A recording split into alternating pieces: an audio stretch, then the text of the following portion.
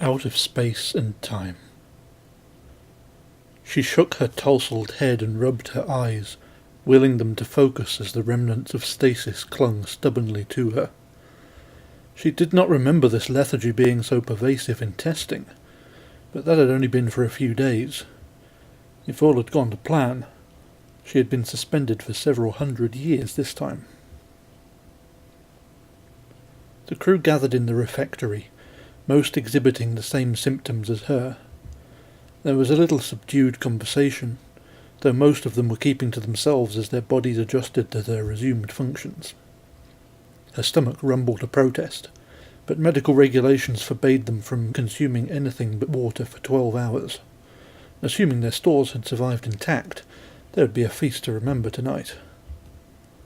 She was just beginning to feel like herself again, when the klaxon sounded to summon her and the rest of the bridge crew forward to man their stations. Her legs reluctantly agreed to support her as she rose from the bench and made her way through the utilitarian corridors to the front of the ship. A thrill went up her spine. She was about to lay eyes on their new home, hundreds of light years from Earth.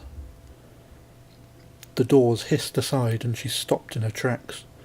The planet loomed large in the view screen, beautiful and alien. Around it swarmed ships of all sizes, sweeping in and out of the atmosphere.